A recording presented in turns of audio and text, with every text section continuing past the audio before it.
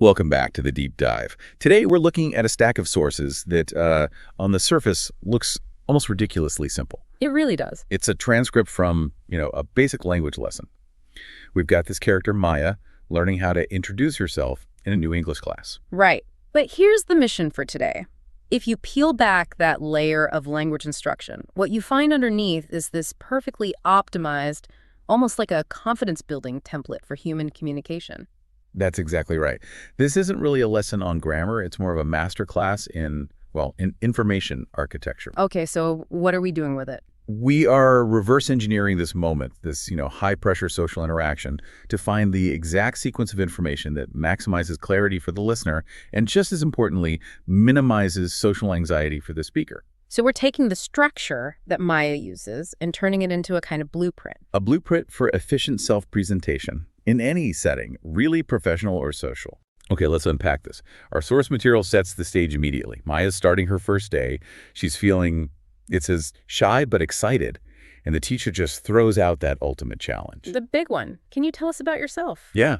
And that moment, that deep breath she takes before she starts speaking, that's where the brilliance of this whole structure really begins. She navigates that anxiety by sticking to a very efficient script. We're calling it the foundational snapshot. The foundational snapshot. Because it's the initial data dump. And it's so critical because it deals exclusively in low-effort, concrete facts. Facts are easy to retrieve, easy to process. And she delivers these 4 pillars of basic identity in just rapid, perfect succession.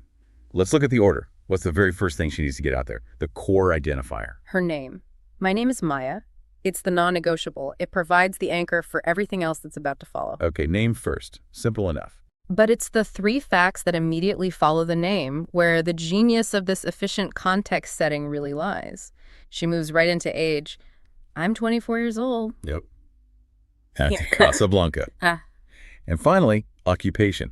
I work at a small office. And that whole sequence, name, age, location, job, is delivered in what, maybe 8 seconds? Something like that. It's incredibly fast. And the efficiency is just staggering. Think about it from the listener's perspective for a moment. Okay. Before they can even form any complex questions or judgments, they have received 4 essential data points that ground the speaker in time, space, and economic reality.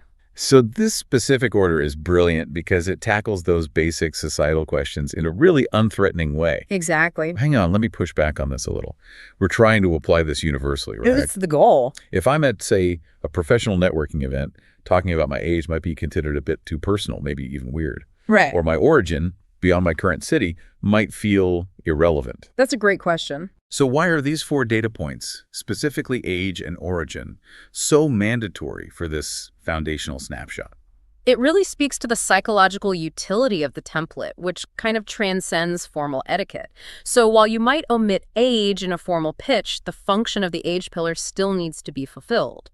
What do you mean by the function? In the context of a new class or any new social group, providing your age and location fulfills this deep-seated need for common ground, for relational context. So it helps the listener immediately place you in some kind of category or context. Exactly. It minimizes ambiguity. Age tells them if you're a contemporary or maybe someone they could mentor. Location, especially her mentioning Casablanca in the source, gives them a cultural anchor. So if you skip these things... If you skip them, the listener starts burning cognitive energy trying to guess. Where is she from? Is she a student or working? How old is she? By providing these facts so quickly, Maya reduces the cognitive load on her audience. And that makes them more receptive to what comes next. Precisely. The purpose of the foundational snapshot isn't just delivering facts. It's about clearing the runway for deeper engagement by minimizing all that mental distraction for the listener. Okay, that makes sense. And notice the occupation fact. I work at a small office. It's equally concise. Yeah, she doesn't get bogged down in details about her department or title. It's just enough to define her professional status. So this name, age, location, job structure, it's this clear, replicable template that gives you immediate substance. It covers the mandatory background checks of any new conversation. And having this structure is what allows her to move confidently into the second phase, which you've called layering aspiration and personality. Yes, she's built her platform of facts, and now she can pivot from that external reality to her internal motivation. This pivot is the real confidence builder, isn't it?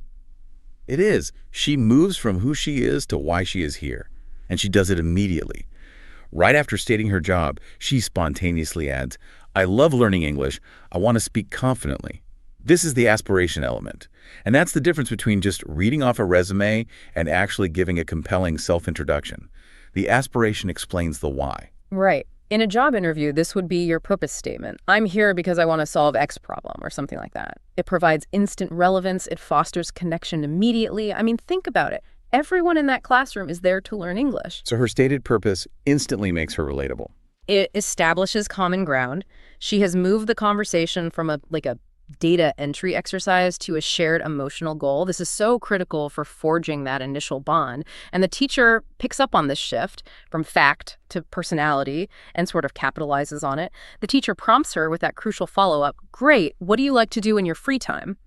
And this opens up the final critical element, personal interests. These are not trivial details. Hobbies are the conversational doorways that allow other people to engage with you later on. And Maya lists 3 simple, very accessible things: reading, cooking, and watching English movies. Yes, and I love this part because she doesn't just list the hobbies. She actually integrates her overall goal back into the activity. She does. She adds that crucial detail. I practice a little every day. This is where the narrative becomes truly cohesive. It's just so well done.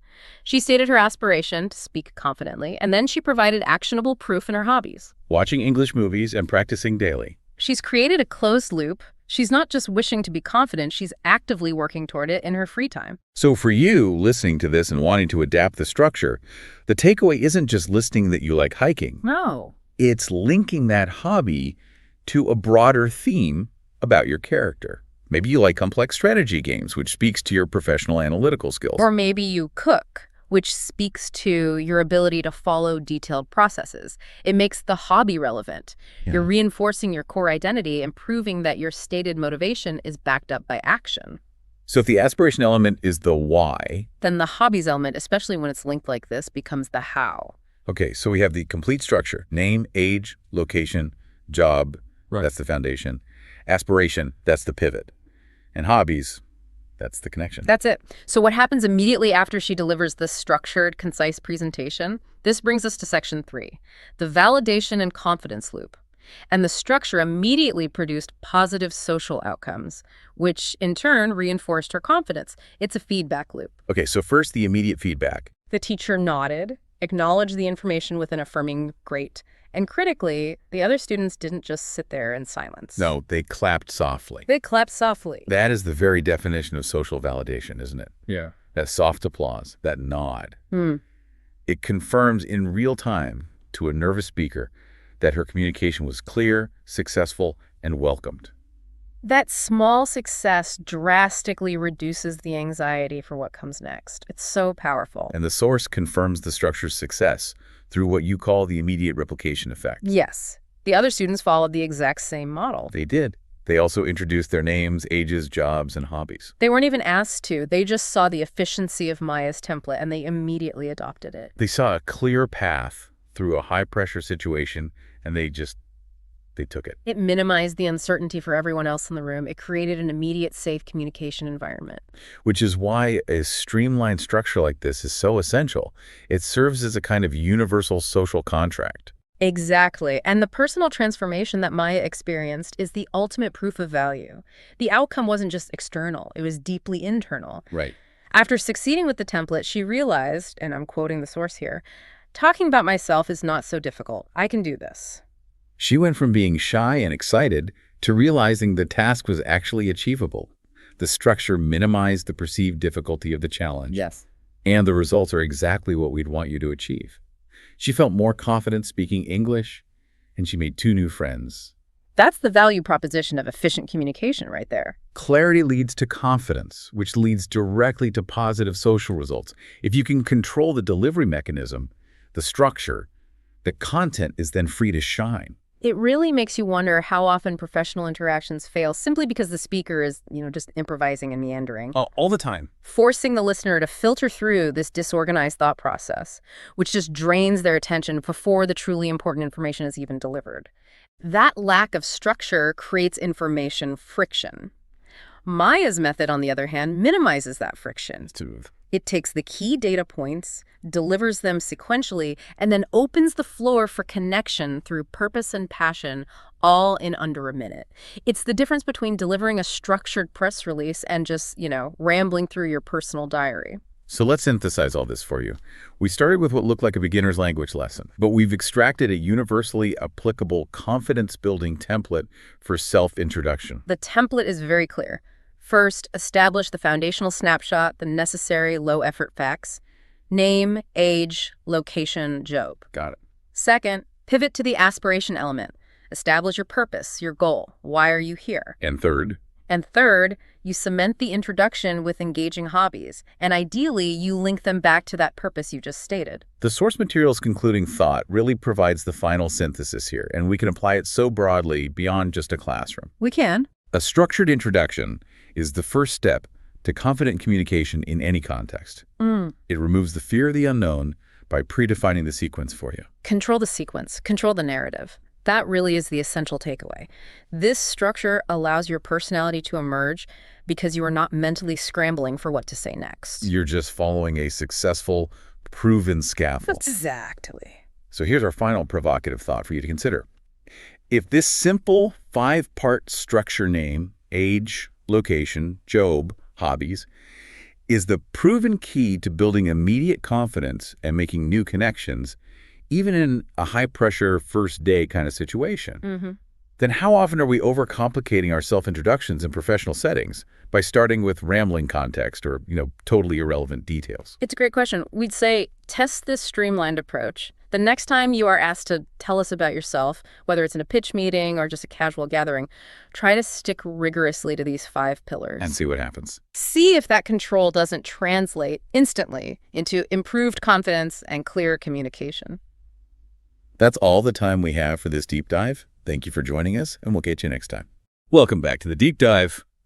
Today, we're doing something a little different. We've got our hands on a text. It's called My Simple Workday. Right. And it was designed to teach basic English. It follows this guy, Daniel, through his day.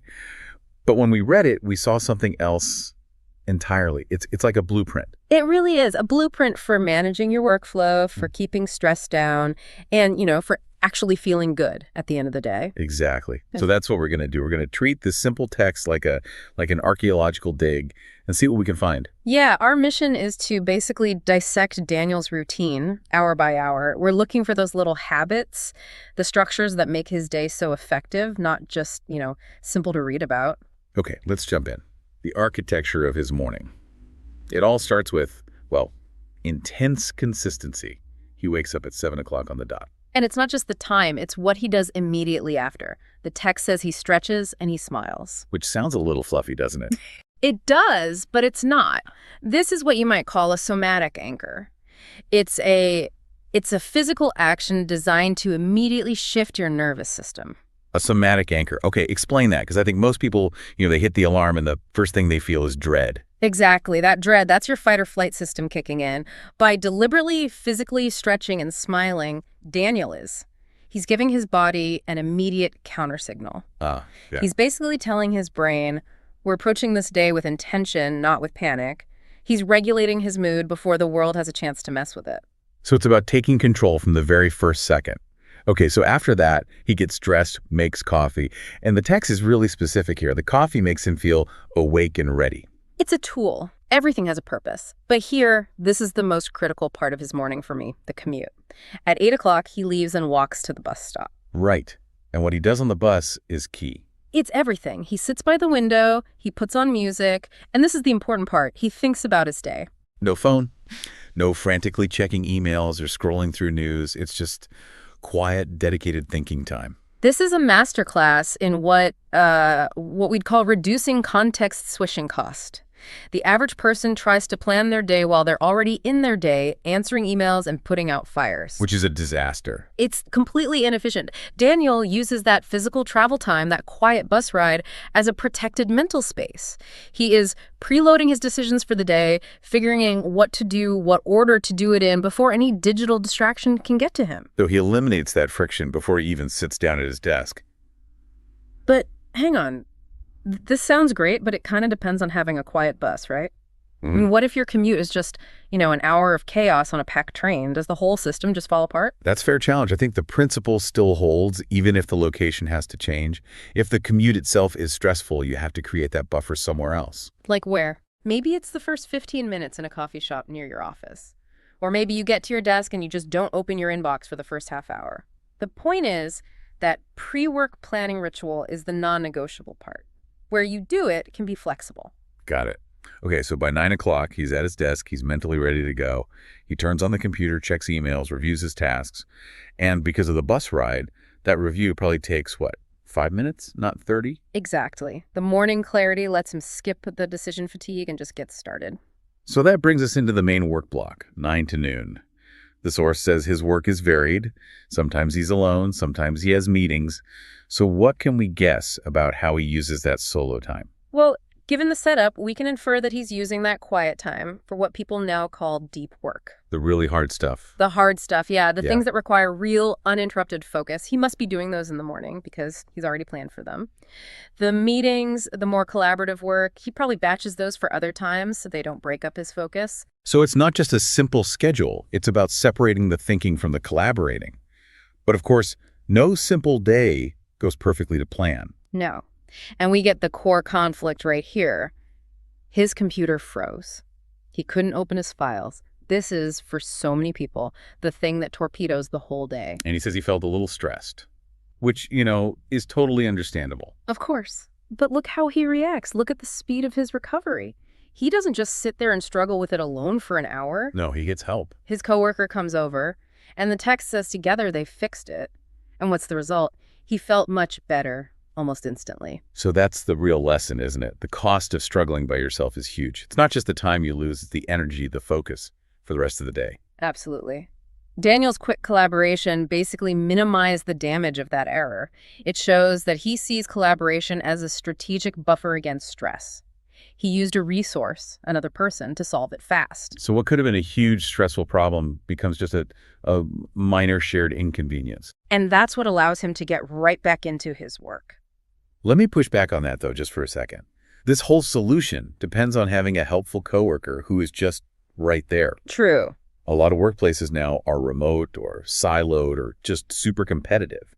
If his resilience is all based on other people, doesn't that make his simple day actually kind of fragile? That's a really important question about the system he's in. If you want to copy Daniel's routine, you need to be in an environment that allows for that kind of quick help. Or build it yourself. Exactly. Yeah. If you don't have a coworker next to you, you need a really good IT help desk, or you need to have already built a network of people you can call. The principle isn't hope someone is nice, it's minimize friction, maximize immediate help. Okay, that reframes it. Collaboration isn't a bonus, it's a core part of personal resilience. And that idea of connection brings us perfectly to his midday break. At 12 o'clock, like clockwork, he stops. And he doesn't just eat a sad sandwich at his desk. He meets his friend Anna for lunch. This is an intentional social reset. Yes. This is a perfect example of what we call active recovery, which is very different from passive recovery. What's the difference? Passive recovery is like scrolling through your phone while you eat. It stops you from working, sure, but it doesn't really recharge your brain. Active recovery, like talking with a friend about your day, and the text says they were laughing a lot. Yeah. That engages a completely different part of your brain. The laughter, the connection, that is a powerful release. It guarantees a real mental break from the morning's stress. So the lunch isn't a luxury. It's mandatory maintenance for his brain.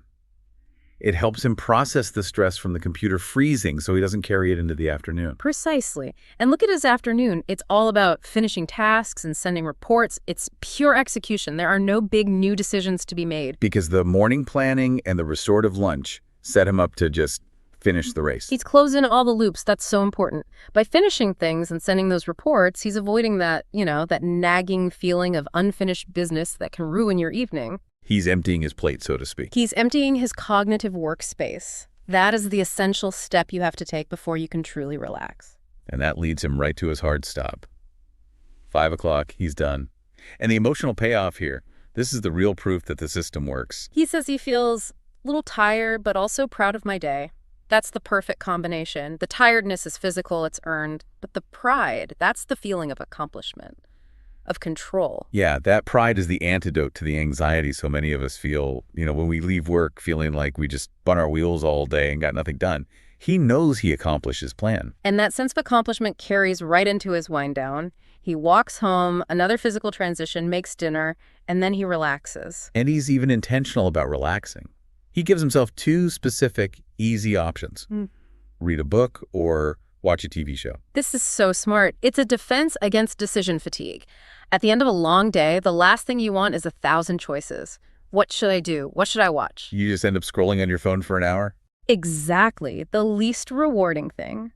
Daniel has this pre-approved relaxation menu with just 2 items. It guarantees he actually recharges instead of just wasting more mental energy trying to decide how to relax. It's incredible. This whole deep dive from what's basically a children's language text has uncovered this really sophisticated system for living. It really has.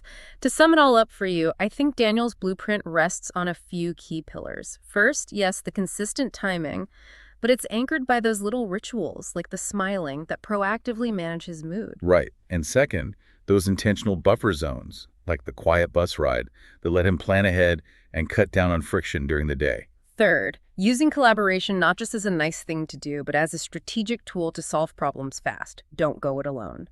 And finally, that mandatory active recovery, the lunch with Anna, to make sure his mental battery actually gets recharged. It all comes back to being incredibly intentional. It does. But we've also seen just how much his simple day depends on other people, on his relationships, to help him manage his own state of mind. That's a great point. So we'll leave you with a final thought to chew on, something that builds on Daniel's routine. If the simple success of fixing that frozen computer depended entirely on a coworker being available to help, and his mental reset for the afternoon depended entirely on having a friend like Anna to laugh with, then how much of your own effectiveness, your own sense of calm, is actually built on the complex social scaffolding all around you, the people you rely on every single day?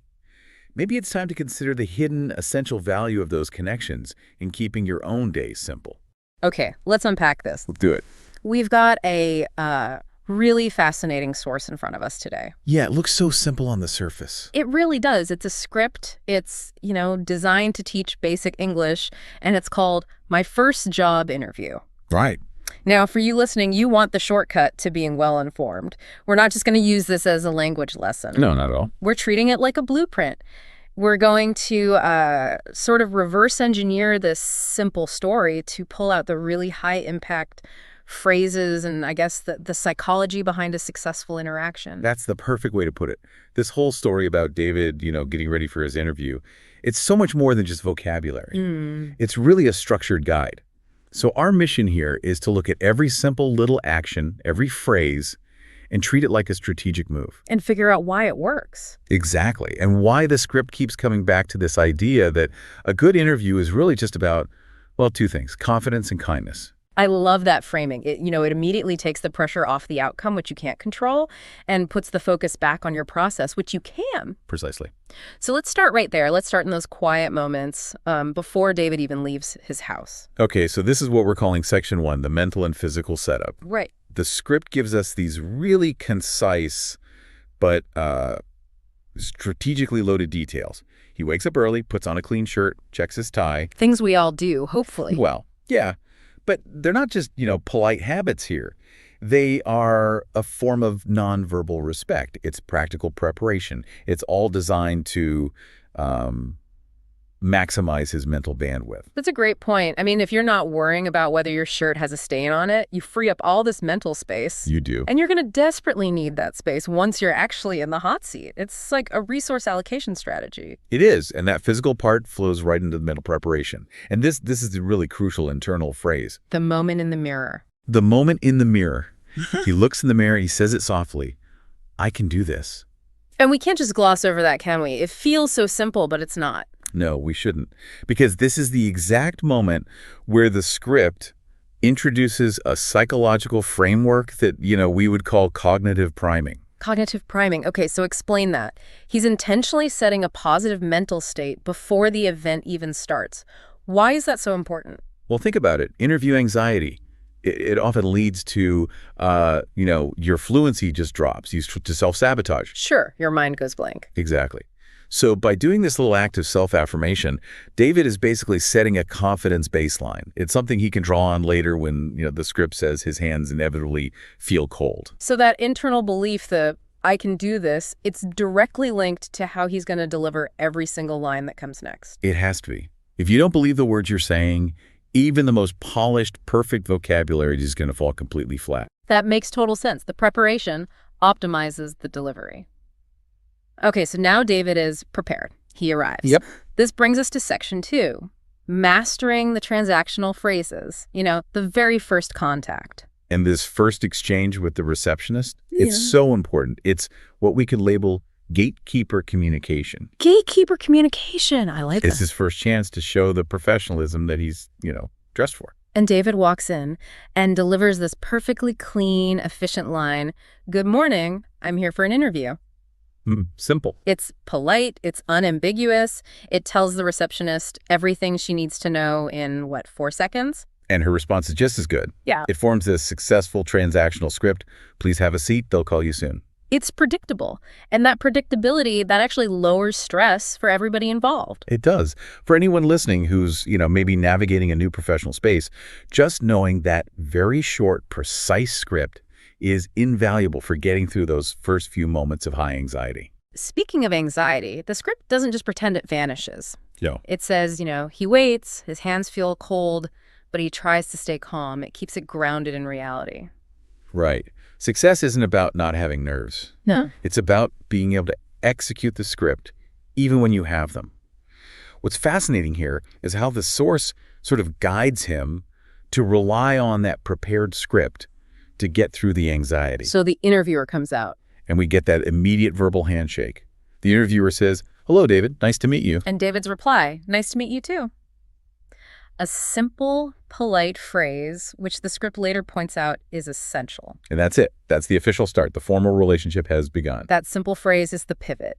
It signals that, okay, the evaluation is now underway, so they sit down, and we are into section 3, deconstructing the core interview exchange. The heart of the matter. Yes, and the script really boils it down to the 2 most essential, high-stakes questions you're likely to get. And the first one is the one everybody dreads because it's so open-ended. Tell me about yourself. It's a test of self-awareness, of your ability to edit yourself on the fly.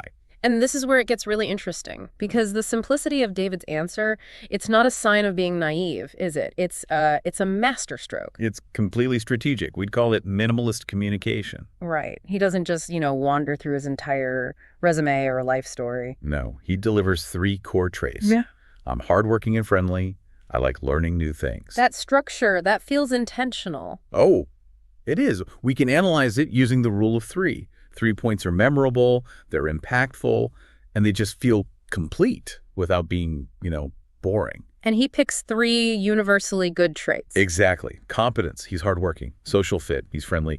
And intellectual curiosity, he likes learning new things. It's brilliant. He's not talking about his hobbies. He's sketching out a profile of the ideal new hire. In the shortest way possible. Which creates what you'd call cognitive fluency for the interviewer, right? They can absorb it easily, quickly.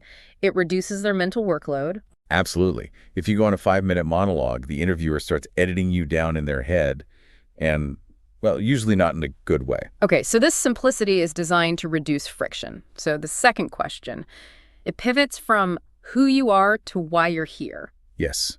The interviewer asks, "Why do you want this job?" And the script notes that David pauses, which is a key detail. It's okay to take a beat. It shows you're thoughtful. And then he gives this fantastic high-utility answer. I'm excited about this opportunity. I want to grow and learn more. The power in that sentence is just immense. It shows ambition without sounding demanding. It shows enthusiasm without, overdoing it. And that phrase, I'm excited about this opportunity, that feels like a perfect example of what you might call effective language. Language that shows emotion. That's exactly what it is. It shifts the focus away from I need a paycheck to I want to contribute. And that aligns perfectly with what an employer wants to hear. It's all about the mutual benefit. And saying, I want to grow and learn more, shows he's thinking long term. Right. He sees the job as a trajectory, not just a temp job. And the script validates this immediately. The interviewer nods, smiles, says, that's great. And that's not just filler dialogue. It's confirmation for the listener that this kind of clear, enthusiastic, simple language is incredibly effective. David just successfully sold his value. So the core exchange is done. And we move right into the professional close. Section 4, the finalizing moves. Just as important as the greeting, the ending has to be a deliberate professional bookend. So David stands up, he shakes hands, signaling the interaction is formally over. And then he delivers his last polished line. Which is another one of those key practice phrases. Thank you for your time. Have a great day. And that phrase isn't just polite. It's a professional acknowledgement of value. You're recognizing their time as a limited resource. You are, and it ends everything on a positive, kind note. Which brings us right back to the source's main theme. Confidence and kindness. There it is. So if we just synthesize all this short little story has given us a complete communication protocol from prep to exit. It really has. Let's just quickly run through the 5 key phrases that the script itself pulls out in its practice time section, because these are the highest yield takeaways. Okay. So, number 1 is for building that initial rapport. Nice to meet you. Simple, critical. Number 2, the prompt for that short, sharp self-introduction. Tell me about yourself.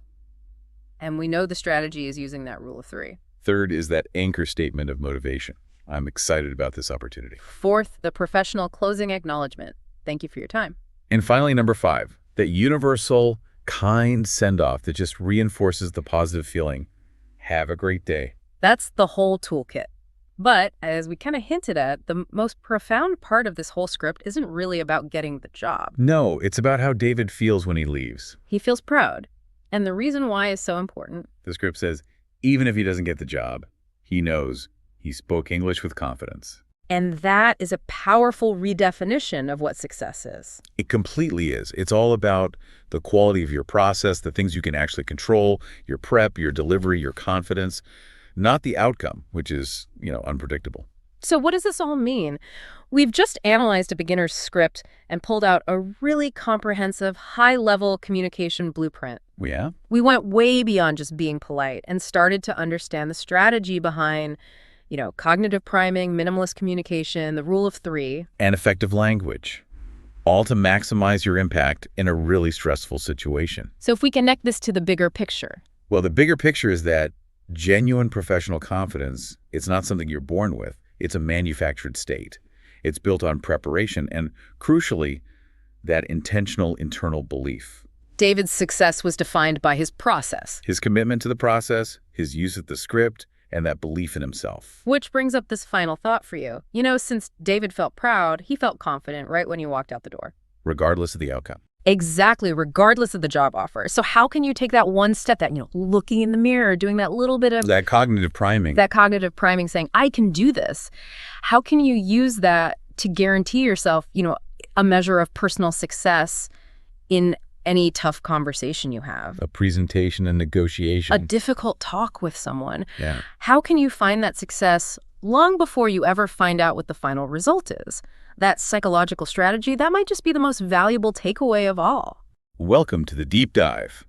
Today, we are looking at the whole cultural phenomenon of Black Friday. Right. But we're doing it not through stats or economic reports. We're looking at it through a really specific human lens. Yeah, that's right. We're diving into this one narrative. It's called My First Black Friday Adventure. Okay. And it gives us this incredibly detailed, almost moment-by-moment story of a woman named Lena and her very first time in that pre-dawn retail chaos. So our mission here is to basically treat this story like a case study. We want to peel back the layers on this massive sales event and figure out what Lena's personal journey, her successes, her feelings, all of it can tell us about the consumer psychology, the logistics, and just the whole culture around chasing a good deal. Exactly. This isn't just a story about shopping. It's more like a blueprint for how these high-stakes retail interactions actually work. A blueprint. I like that. And to really get the payoff, you have to understand the commitment, which starts, way before the sun is even up. Lena's story kicks off with this detail that her journey began early in the morning when the sky was still dark. And that detail, the dark sky, that's so powerful, isn't it? It really is. It just screams that this is not, a casual shopping trip. This is an operation. You're committing to this physical effort, this sacrifice of sleep and comfort. And that commitment is a crucial piece of the psychological puzzle. How so? Well, Behavioral economics tells us that the more effort you put in before you buy something, The more you need to justify it. exactly, Oh. the more valuable that final purchase feels. Waking up in the dark, it doesn't just get you a better parking spot, it actually increases the perceived value of whatever discount you end up getting. So as Lena walks to the bus stop, she realizes she's not alone in this. Not at all. The story says she finds many people waiting. So that individual hunt suddenly becomes like a collective social mission. And that shared experience is vital. It legitimizes the whole thing. When you see a bunch of other people doing the exact same thing, it takes away that feeling of, am I crazy for doing this? It turns a shopping spree into this almost communal ritual. And on the bus, the chatter gives us this instant peek into the high-value targets. Mm-hmm. Everyone around her is talking about TVs, shoes, laptops, the classic big-ticket items that get all the headlines. Well, here's what's so fascinating. While the air is filled with all this talk of expensive electronics, Lena has a laser focus. a complete laser focus. She only wanted one thing, and what was it? A small coffee machine. That distinction is so key. You've got the general crowd driven by these huge savings on high-risk, expensive stuff. Yeah. But Lena is going for a small, obtainable, low-risk goal. It's such a structured approach that sets her apart from the frenzy. It does. And yet she still has to navigate the physical logistics of that frenzy. She gets to the store, doors are closed. And there's a big crowd standing outside. But the atmosphere is interesting, right? The story says people were laughing, chatting, and taking photos. So it's not just this quiet, tense standoff. It's a mix of anticipation and celebration almost. They've achieved the first milestone together. They're there. They made it. So is that chaos functional? I mean, does the retailer actually benefit from that level of super energized disorder? Oh, absolutely. Retailers thrive on functional chaos. When the doors finally open and the narrative says everyone cheered before they walked quickly inside, that cheer isn't just about shopping. It's an emotional release. I see. And the second they get inside, the atmosphere shifts from that social waiting game to pure sensory overload. And that is a key psychological tool. A tool for what? Because Lena notes that once she's inside, the music was loud. It's bright. It's crowded. And just loud. What's the strategy there? Well, when you overload someone's senses with loud music and bright, fast-moving visuals, it actually reduces their ability to make complex, rational decisions. So you operate on impulse. You operate on impulse and urgency. It discourages you from standing still to, say, compare prices or read a review. The whole environment is engineered for fast movement and quick transactions. And reinforcing that urgency is the messaging. She sees these bright signs just shouting at her, 50% off F! And the even more aggressive one. Buy one, get one free. Right. These signs don't just inform you, they're practically ordering you to act. And that Bubogo message, buy one, get one free, coupled with the speed, that's the scarcity tactic right there. Yeah. It's designed to teach you one simple lesson. If you hesitate, you lose. You have to commit now, or the opportunity is just gone. So Lena, with her very specific disciplined goal, she heads straight for the kitchen section. Bypassing the TVs, the laptops. Totally focused. But the environment is just merciless. It is. And this is where the speed of the whole event creates that inevitable crash. She gets to her target and the coffee machine, her one mission. It was gone. Sold out. Gone. That's to be so disappointing after all that effort. And the story captures it so simply. She felt a little sad. That moment of loss, even for a cheap item, it just highlights the huge emotional investment Black Friday demands. It feels like a betrayal of her effort. And it validates that scarcity lesson we just talked about. You were fast, but the environment is engineered to be faster. Right. And this is where the story takes a dramatic turn. It moves from the logistical chaos to the critical importance of human intervention in these high-stress retail situations. So just as she hits that low point, this voice interrupts her. Yeah. A friendly store worker appears. Yeah. And he's holding the exact machine she wanted. This is just pure luck. It is pure luck, but it's luck that's facilitated by a staff member who is probably dealing with their own insane level of stress. Good point. And this moment, it gives us the perfect chance to really analyze the language that gets used in these environments. The worker hands it to her and says, "This is the last one. You're lucky today." That phrasing is just brilliant, isn't it? It's phenomenal. It completely reframes the act of buying something into a personal victory.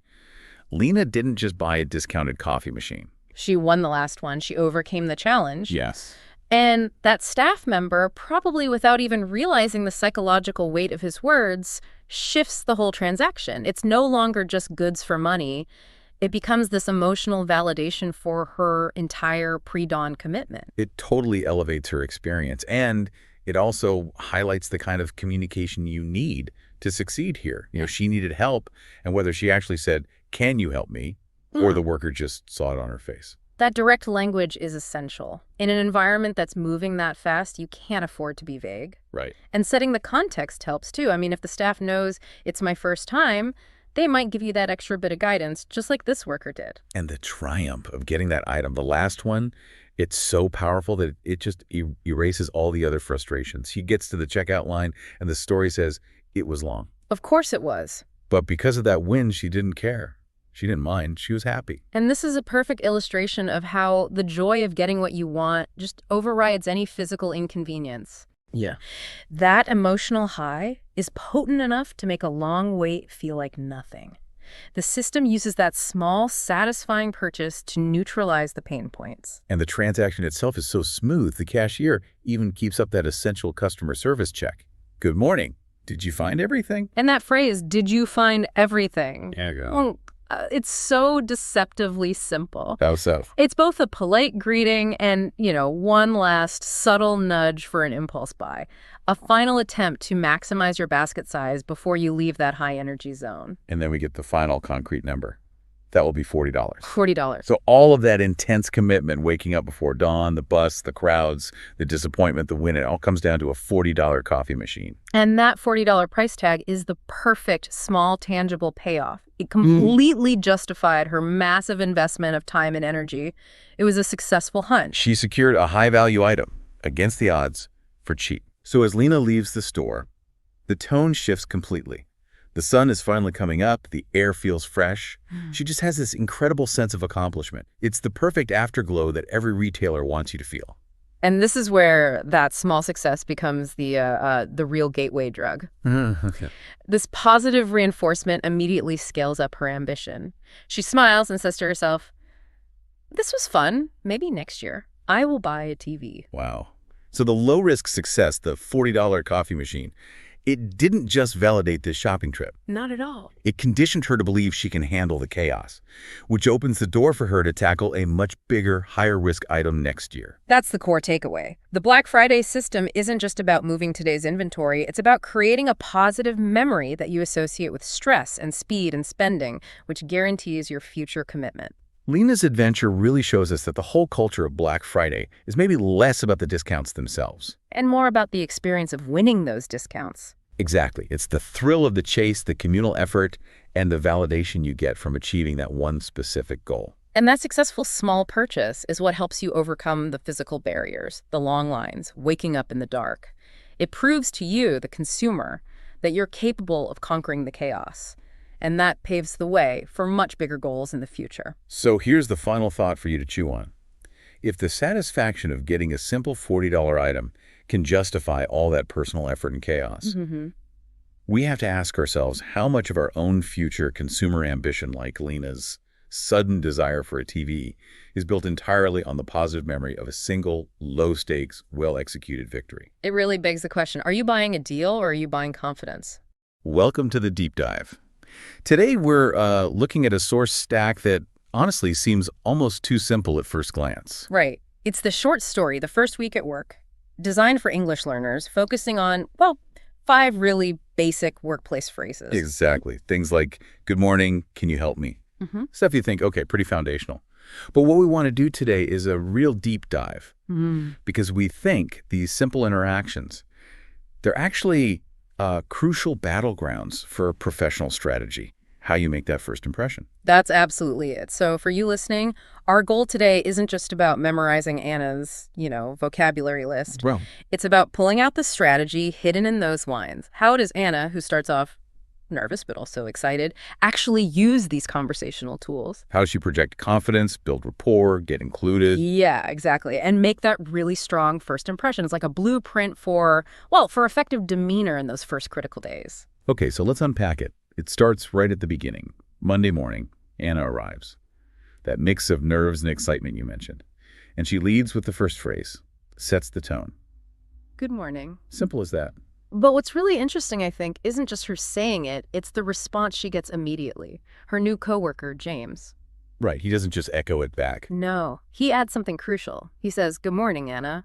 Welcome to the team." Ah, okay, that welcome to the team part. Yeah, That feels significant, more than just hello. it absolutely is. It's the difference between just acknowledging someone's presence and actively including them psychologically. Yeah, like checking a box versus opening a door. Precisely. And our source material seems to highlight this because, especially in English-speaking workplaces, that intentional welcome does heavy lifting. It establishes belonging right away. It's a social signal, isn't it? We see you, we expected you, you're one of us now. Exactly. It transforms that moment. It's not just politeness. It affirms her role as a colleague, part of the group. It sets a positive foundation. And I guess if James hadn't added that, if it was just good morning back. Well, yeah, that could feel a bit colder, couldn't it?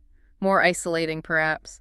Anna might be left wondering, okay, where do I stand? So a bit of the onus is on the existing team member there to offer that explicit welcome. I think often, yes. It confirms the environment is receptive. James saying that basically validates her entry right from the start. And that positive vibe is really the setup for what comes next. Which is, the practical stuff. Anna finds her desk, but needs help getting oriented. Office logistics. Mm-hmm. And this brings us to phrase 2. She needs assistance, and she asks. Can you help me, please? And the source emphasizes the please. Yes, and this is where, again, what seems like basic manners is actually pretty strategic. That word please. Why is it so strategic here? We all know to say please. Well, think about it from James's perspective. You're busy, someone new interrupts. If they just demand, help me, or where's the thing, your first reaction might be slight annoyance, right? You have to overcome that initial resistance. Okay, yeah. Cognitive friction, you called it. Exactly, but framing it as, can you help me, please? That politeness, it acts like a social lubricant. It signals respect for his time, his focus. So it bypasses that potential friction point. Right. It makes the decision to help almost automatic and positive. It flips the interaction from a demand to a respectful request. Which totally explains James's response. He's immediately positive. Of course. What do you need? Precisely. It's a direct return on her sort of investment in politeness. If she'd been blunt, maybe he'd still help, but the willingness, the positive tone might not have been there. And that willingness is huge for building rapport in the long run. Absolutely critical. So that polite foundation is set. She gets his willing attention, and then she asks her specific question. Phrase 3, the classic newbie question. Where is the meeting room? Straightforward, essential info. And James's response is also quite effective. It's over there, next to the kitchen. Okay, seems like just directions. What's strategic about that? It's about how the information is anchored. Think about being new. You're overloaded with names, processes, layouts. Right, total information flood. So giving directions relative to a really obvious fixed landmark, the system, the kitchen, the main entrance, whatever makes it much easier to process and remember. Instead of third door past the accounting section on the left. Exactly. Which means nothing to you on day one, next to the kitchen that's immediately usable. It sticks. And for Anna, getting a clear, simple answer reinforces that asking questions works. It builds her confidence in navigating this new space. So she's successfully navigated the initial greeting, the first request for help, and getting basic directions. Good start. Solid groundwork laid. But then comes a slightly higher stakes interaction later in the day. Meeting the manager. Okay, yeah, different level of interaction. This isn't just a peer. This is about making a formal, good impression. And she uses a smart 2-part approach here. It's phrase 4 and phrase 5 combined. Which are? First, the standard professional courtesy. Nice to meet you. Can't skip that. Standard operating procedure. But then she immediately adds phrase 5.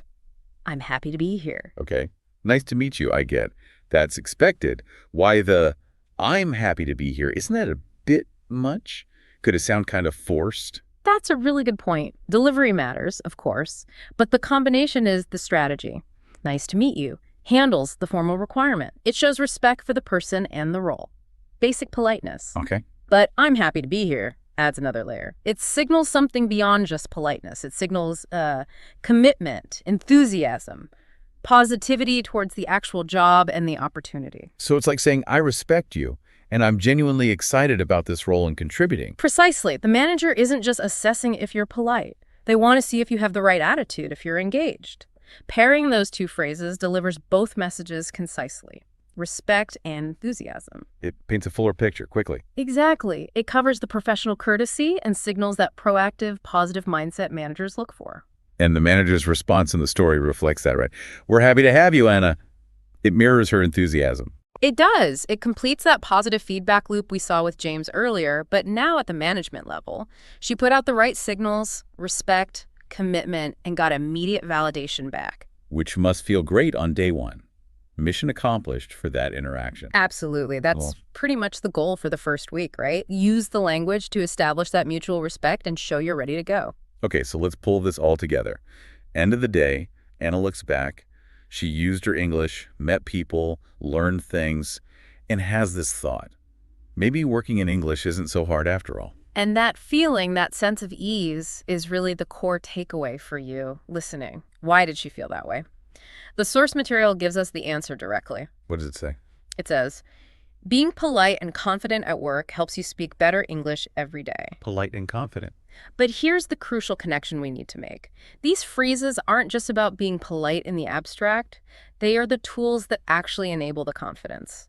Ah, okay. That's the real so what insight here, isn't it? It's not just learn the phrase. It's understand how the phrase helps you feel and act confident. Exactly. Think about the cognitive load on your first day. New place, new people, new systems. It's overwhelming. Totally. Now, if on top of all that, you also have to struggle in the moment to figure out the right words for basic social interactions, how to greet someone properly, ask for help without sounding rude, introduce yourself formally. You'd freeze up.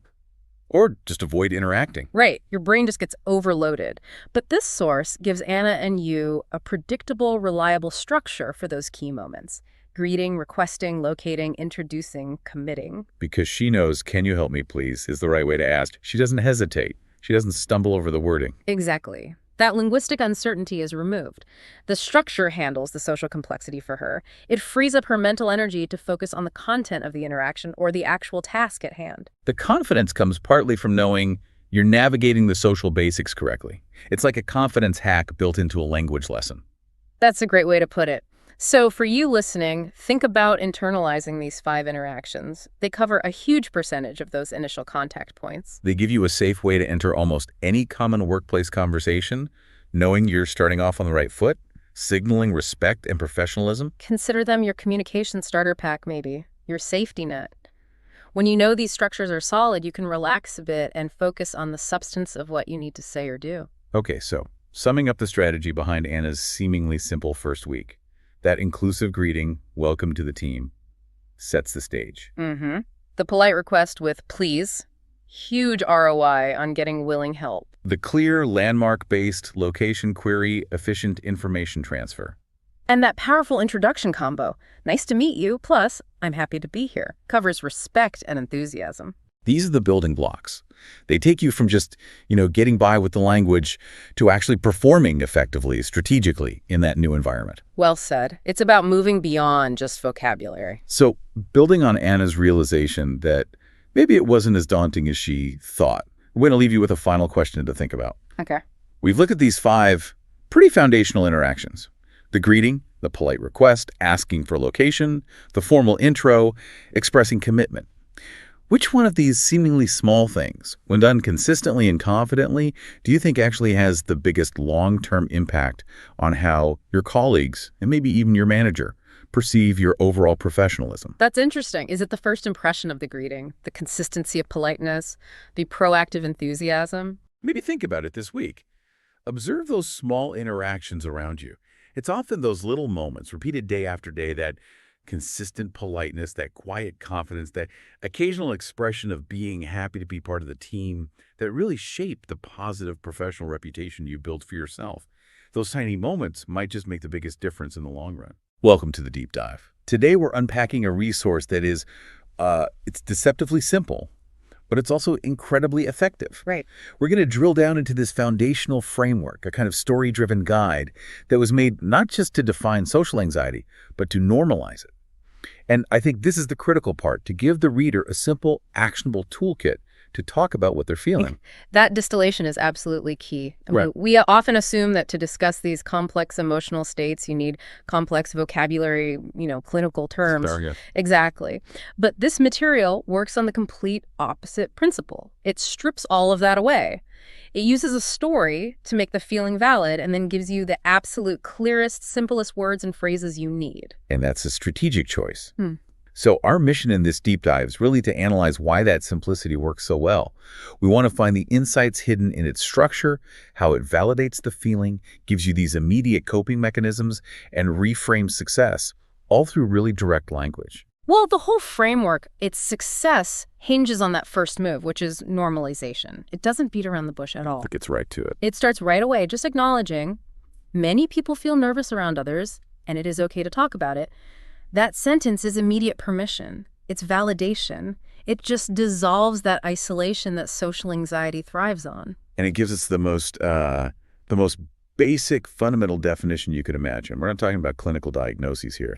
Social anxiety, in this context, is simply feeling shy or worried around others. And that clarity is the hook. I mean, if you're struggling with something, the last thing you want is a textbook definition you can't even understand. Right. By just calling it shy or worried, the guide makes the feeling manageable. You can name it instantly. It becomes an emotion, not a personal failure. So to anchor this emotion, the source introduces a protagonist, Maya. And this is so important because Maya isn't presented as someone who's, lacking in some way. No, not at all. She's kind, she's smart, she's friendly. Exactly. Which immediately dismantles that stereotype that social anxiety only affects people who are inherently awkward or something. Yes. It shows that high competence and really positive social traits can exist right alongside these intense internal challenges. Maya just feels nervous when she talks to people. It's an internal friction, but it doesn't define who she is or what she's capable of. That reframing is just essential. Okay, so we have Maya. She's capable, but she's internally challenged. Now the guide needs a moment to put her to the test. Where does this framework start to push her? The trigger is beautifully mundane. It's her boss just announcing, we have a big team meeting today. That's it. That's all it takes. It's that sudden forced shift from, a feeling of safety to a performance expectation. And that initiates the whole cascade. And this is where the guide pivots from her internal state to her physical reaction. It provides a quick map of the body's response, which makes the emotion feel so much more tangible. And what I find so fascinating here is that it only focuses on two specific reactions. Her heart starts beating fast, and her hands feel a little cold. It doesn't give you a laundry list of 20 different symptoms. That seems deliberate. Why do you think the guide is so brief with that list? Is that part of the strategy?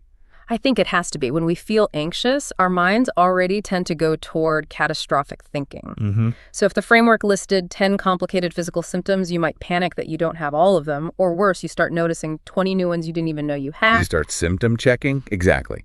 So by focusing on just two universal primary reactions, the fast heart, which is that internal activation, and the cold hands, the physical part, it grounds the experience immediately. It says, this is what it feels like physically. Simple as that. That makes a lot of sense. It validates the body's reaction without making the mental response even worse. And speaking of the mental response, that internal monologue is the real engine of the anxiety here, isn't it? It's the fear of judgment distilled. Maya's thoughts, they just snap to those classic performance anxieties. What if I say something wrong? And what if people look at me? Fear of failure and fear of scrutiny. We all recognize that instantly. It's when our inner critic becomes the loudest person in the room. Yeah. But this is a critical pivot in her story, because before she even walks into that room, she uses the very first actionable step in the framework. Yes, the guide offers an immediate intervention. She grounds herself, and the sequence is so clearly defined. She takes a deep breath, she pauses, and then she activates a cognitive shift with that self-affirmation, it's okay, I can do this. So that three-step intervention, the physical regulation with the breath, the pause, and then the cognitive reframe, that's the whole template for coping, and it happens before the challenge even starts. It's vital because it establishes that you have agency. You have some control over the feeling, even if you can't just make it disappear. The deep breath calms those nervous system signals we just talked about. The fast heart, the cold hands. Right. And that phrase, I can do this, is a direct counterargument to the fear of failure, to that negative self-talk. It's like drawing an immediate internal boundary against the anxiety. So now she's grounded, and she enters the meeting. The guide doesn't suggest she's suddenly the life of the party. It suggests strategy. She listens first. And listening is such a critical strategic move. It lets her get used to the environment, gather information, and it reduces that pressure to perform immediately. It shifts the focus from herself to the actual conversation. But the moment comes. She has to speak. Her boss asks her for her idea. And this is it. This is the moment of truth where the internal state has to meet that external demand. And the description of her delivery, I think this contains the deepest insight of the entire framework. It says she feels nervous, the anxiety is still there, but she speaks anyway. And the key words. The key descriptors are that her voice is quiet but clear, and she presents her ideas in simple words. Let's just pause on that for a second, because that is maybe the most important psychological reframing this guide offers. The success criteria here are clarity and simplicity. They're not performance mastery. Oh, absolutely. If this were, a traditional business guide, the advice would be totally different. It would be project your voice, use assertive language, command the room. Right. This guide intentionally redefines success away from that. It's about effective, low-stakes communication. Yeah. It lowers the bar for participation so dramatically. It tells you you don't need to conquer the room, you just need to make sure your idea lands, and simplicity is how you do it. And the anxiety itself is sort of decoupled from the outcome. Exactly. And what follows is this swift, positive validation that reinforces this whole new definition of success. Everyone smiles. The boss says, "Thank you, Maya. Great idea." That positive external feedback is the reward. It closes the loop. She spoke simply, she was clear, and she was rewarded for it. And that makes the next time just a little bit easier. Which leads to the internal reward, which is maybe even more valuable than the boss's praise. Maya feels better. She thinks, wow, I did it. And she feels proud. It demonstrates that reciprocal relationship between these small acts of bravery and your own self-esteem. The guide proves that you generate pride not by waiting for the anxiety to disappear, but by acting despite the anxiety. Okay, so the story provides the context, but the framework also gives the learner the practical linguistic tools to do this themselves. Right. Let's transition into that. What are the essential building blocks for conversation here? The linguistic strategy is just ruthless in its efficiency. I mean, it gives you the words to name the feeling and the words to describe the action. So you have the state descriptors, nervous and social anxiety, the nouns, right, and then the actionable phrases, take a deep breath, the self-talk, I can do this, and that core statement, I feel shy around people. That last one feels so crucial. I feel shy around people. It's so simple, it's non-apologetic, it's not dramatic, it's just a clean signal to other people that this is a current state, not a rejection of them. It's functional language. But then the framework gives you these contextual phrases, which are the real engines for self-advocacy.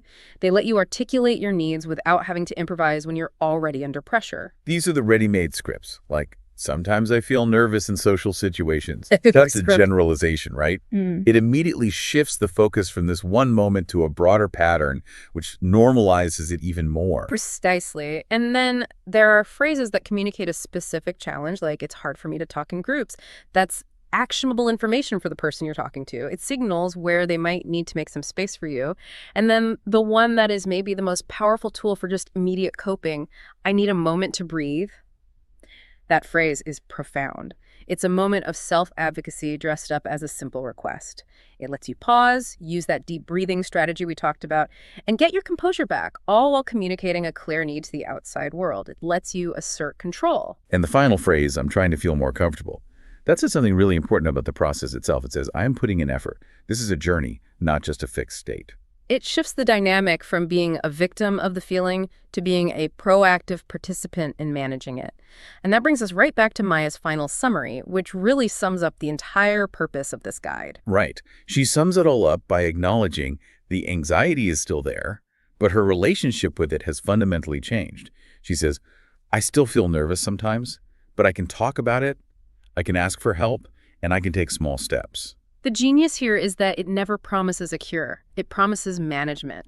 Management through communication, through process, and through small incremental action. It successfully breaks down this huge psychological challenge into bite-sized, communicable, and repeatable steps. So if we synthesize the path this framework presents, we're really seeing 4 pillars. First, radical normalization, knowing the feeling is common. Second, efficient self-diagnosis identifying triggers, focusing only on primary symptoms. Third, using simple, immediate coping strategies, like the breathing. And finally, using simple, clear language to talk about your internal feelings and your external needs. It transforms anxiety from this, overwhelming abstract fear into a series of really practical communication and coping choices. It makes the whole thing feel grounded, less frightening. And that brings us to our final thought for you to consider. We highlighted that Maya succeeded in her meeting by consciously choosing to present her ideas in simple words. Yeah. So with that in mind, how often does the pressure we put on ourselves to sound complex or highly articulate or absolutely perfect, that desire for a perfect performance, how often does that actually contribute to the very social anxiety we're trying to manage? Perhaps simplifying our own communication isn't just about making things clear for other people. Maybe it's a profound tool for reducing our own internal performance anxiety, allowing us to succeed, quietly, clearly, and often. Food for thought. Until next time.